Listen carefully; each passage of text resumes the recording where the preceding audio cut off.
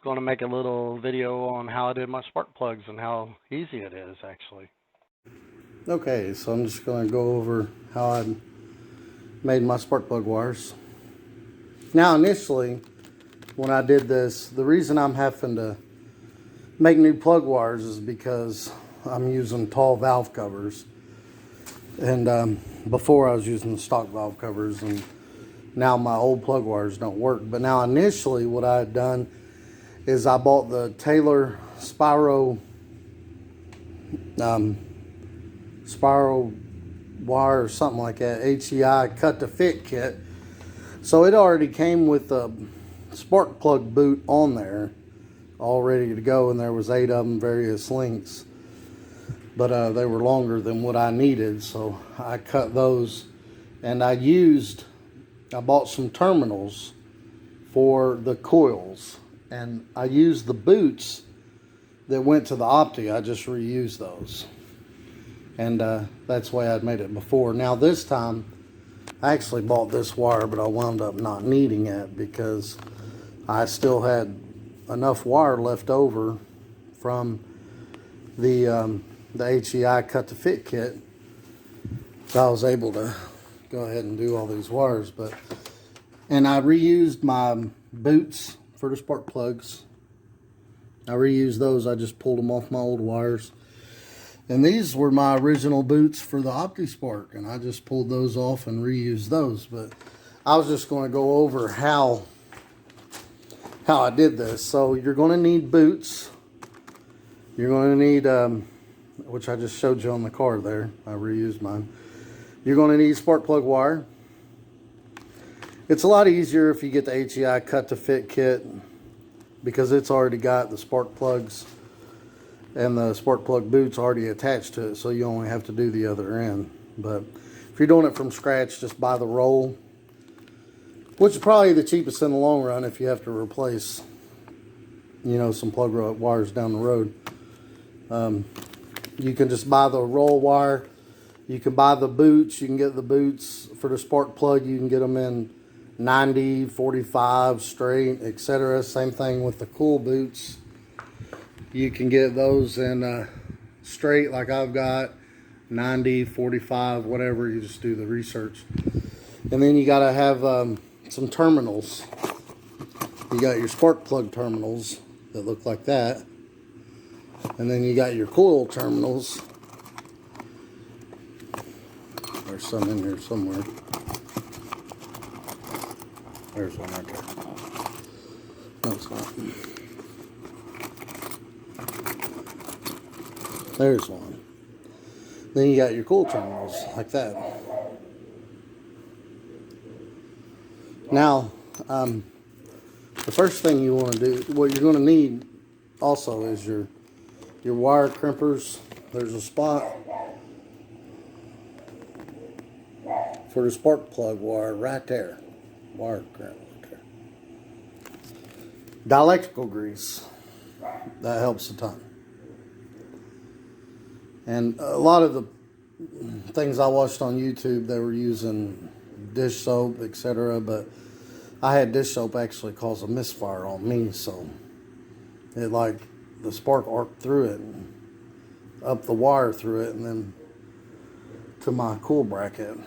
But anyway, so what you do is the first thing you do is you take don't mind my garage floor there, it flooded a little bit here.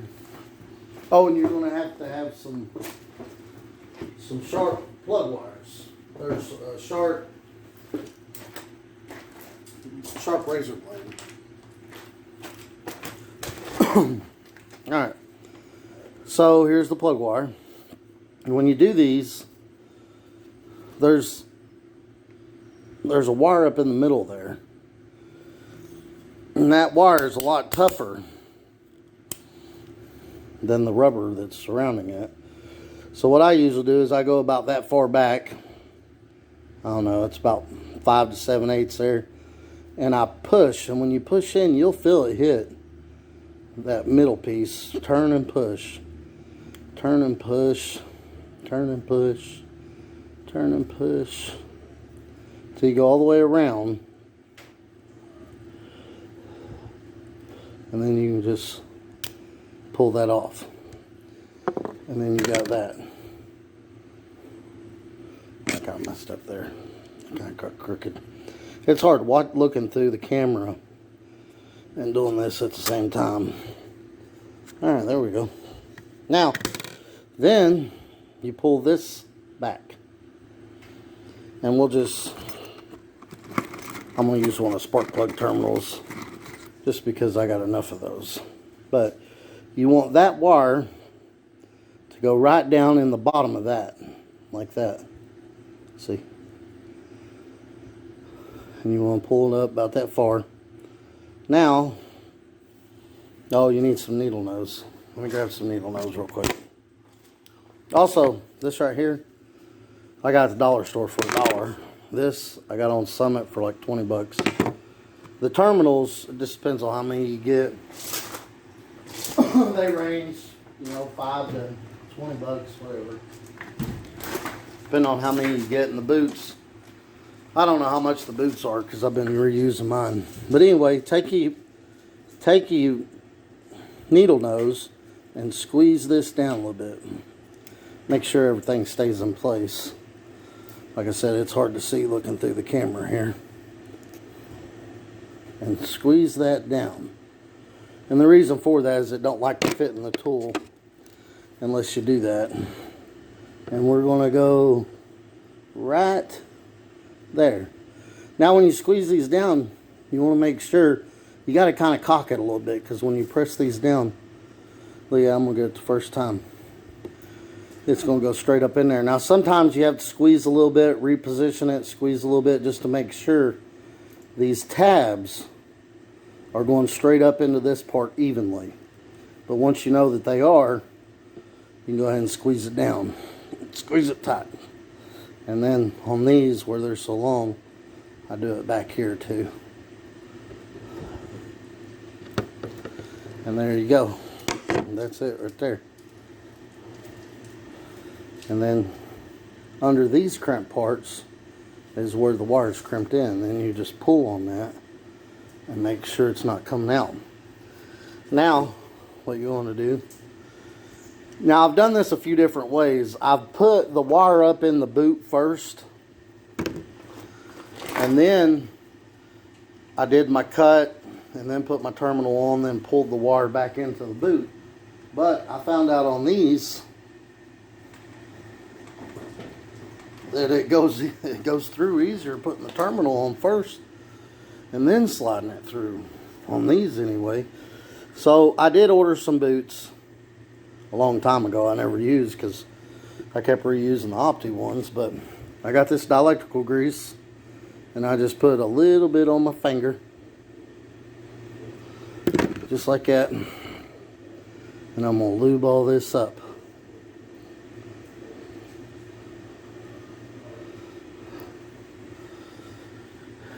And then we'll go get a rag and wipe it off my hand. Because you want your hands nice and dry when you try to shove this through the boot. So then you just take it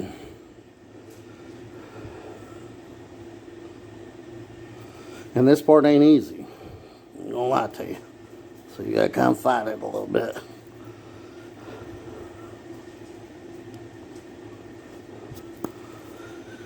And then you just keep pushing that through. Now, on these right here, you want the terminal about even or sticking out a little bit. You can stick it out about that far. But now, when you're measuring these, keep in mind that you got to cut back some, and the wire only goes so far up in your terminal, and then your terminal is so long too. So make sure you take that all into account when you're measuring. Now, when I did my car, I did the spark plug side first, and then I put it on, then I brought it up to the coil to see where I'd be. But making these, making the spark plug wires yourself, man, with that little cheap little crimping tool It ain't that hard. And you know, like I said, I usually made the bottom part first, and then I brought the wires up. I even put the boots on. I put that on, then I brought them up here to the coils, and I marked me a little black mark where I want them to be at. And then I took in consideration how far the wire goes up into the terminal and how far the terminal sticks out, etc. I took all that into account.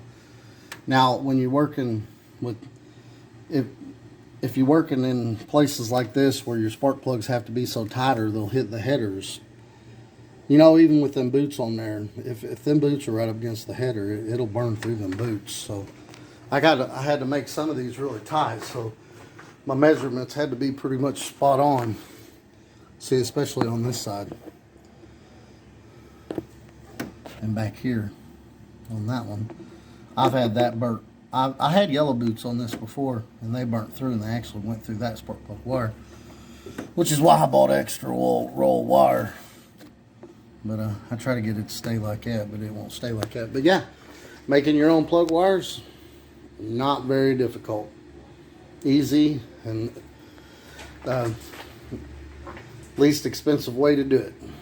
And if you do something like this with the cool-on plug on something that doesn't have a, you know, a factory mount already made for it like an LS motor would have, it's just a lot easier if you make your own plug wires. There you go.